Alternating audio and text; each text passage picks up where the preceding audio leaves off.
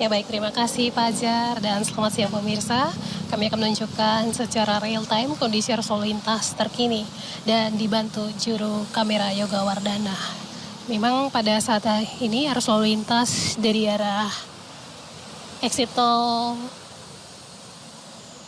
Cikampek yang akan mengarah ke arah Bogor maupun Cililitan dalam keadaan ramai dan lancar didominasi dengan kendaraan angkutan barang. Tentunya kami harapkan bagi pengendara roda 2 untuk menghindari blind spot pada kendaraan angkutan barang.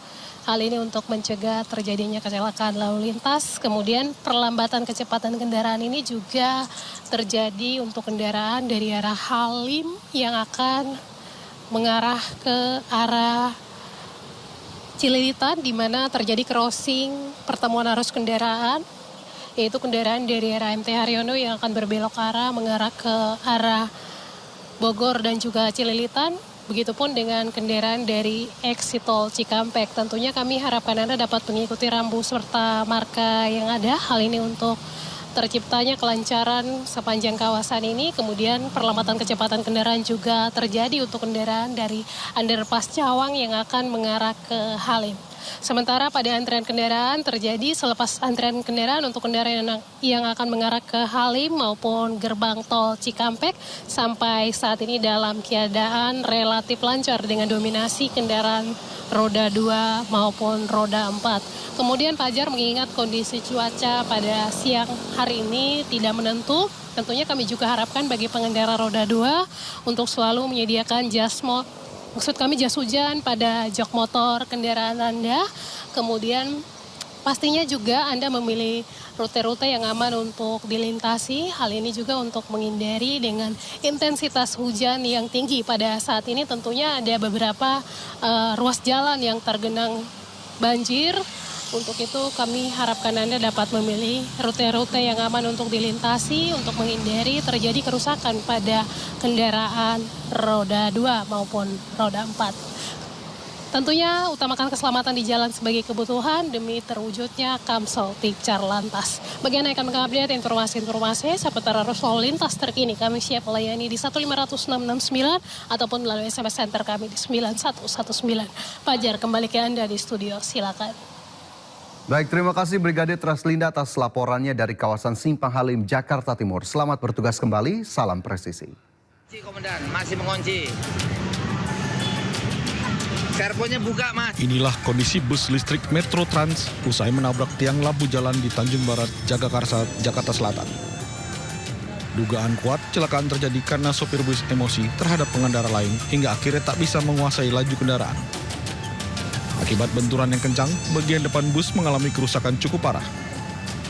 Menurut sopir bus, saat kejadian kondisi bus sedang banyak penumpang dan 2 penumpang terluka dibawa ke rumah sakit terdekat. Kepancing emosi pengendara lain. Oh gitu. Emang tadinya dari mana mau kemana abang? Dari Manggarai arah UI. Arah UI. Tadi ada penumpang bang? Penumpang penuh. Pada saat kejadian ada yang luka bang? Penumpang. Ada berapa orang bang? Biasanya 2, tapi yang dibawa rumah sakit belum. Badan bus yang besar dan kunci rem otomatis mengunci sempat membuat bus lambat dievakuasi hingga menyebabkan kemacetan panjang. Sementara para penumpang yang selamat dipindahkan ke bus Transjakarta lainnya untuk melanjutkan perjalanan menuju Terminal UI. Dari Jakarta Selatan, Helmi Senjangbati, Anyus melaporkan.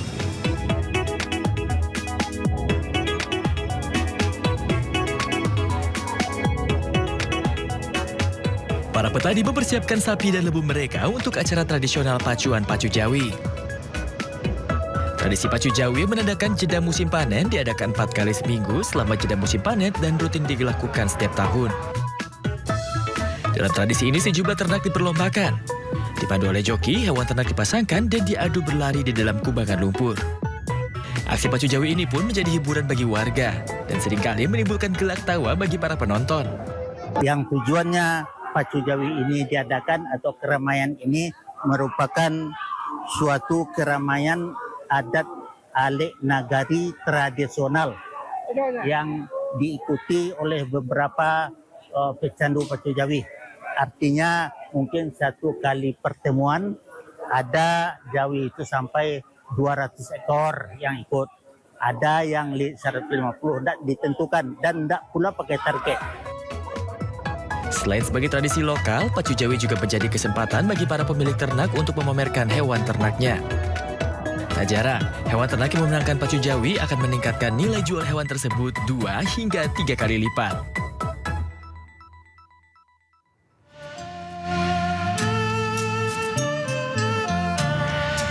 Puluhan peserta yang membawa lampion raksasa berbentuk ikan berpawai melalui lorong-lorong Shashian. Ini merupakan sebuah tradisi warisan budaya berusia 600 tahun yang menerangi jalanan untuk menyambut tahun baru dan bersiap untuk perayaan festival musim semi di Provinsi Anhui, Cina Timur. Lampion ikan merah menyala. Beberapa di antaranya mencapai panjang hingga 8 meter diarak melalui jalan-jalan sempit melalui lengkungan batu seraya genderang di Tabu. Yu, yang berarti ikan dalam bahasa Mandarin terdengar seperti surplus yang melambangkan kelimpahan dan keberuntungan. Lampion berbentuk ikan memiliki makna simbolis yang mendalam. Di desa-desa, ikan melambangkan air dan perlindungan. Perayaan festival lantaran biasanya dibuka dengan upacara penyambutan ala Huichou yang diikuti oleh pertunjukan budaya. Berbagai kegiatan menarik dapat dilakukan, mulai dari parade lampion ikan dan lokakarya kerajinan di desa Zanchi hingga berbagai pertunjukan lainnya.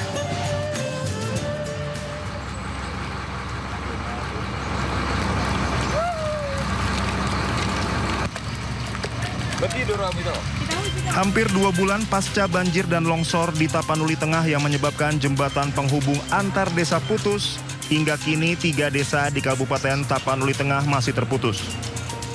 Putusnya jembatan penghubung serta timbunan material longsor dan lumpur tebal menyebabkan kendaraan tidak dapat melintas. 3 desa tersebut yaitu Desa Sigiring-Giring, Desa Kalangan 2, dan Desa Tapian Nauli Sauranggita. Hingga saat ini, satu-satunya akses yang bisa ditempuh menuju lokasi hanya dengan berjalan kaki. Kondisi ini menyulitkan mobilitas warga dan menghambat distribusi bantuan logistik ke wilayah tersebut. Bupati Tapanuli Tengah Masinton Pasaribu menyampaikan pemerintah daerah terus mengupayakan agar akses jalan dan jembatan dapat segera dipulihkan. Pembukaan akses dilakukan secara bertahap dengan mengerahkan alat berat serta melibatkan berbagai unsur terkait.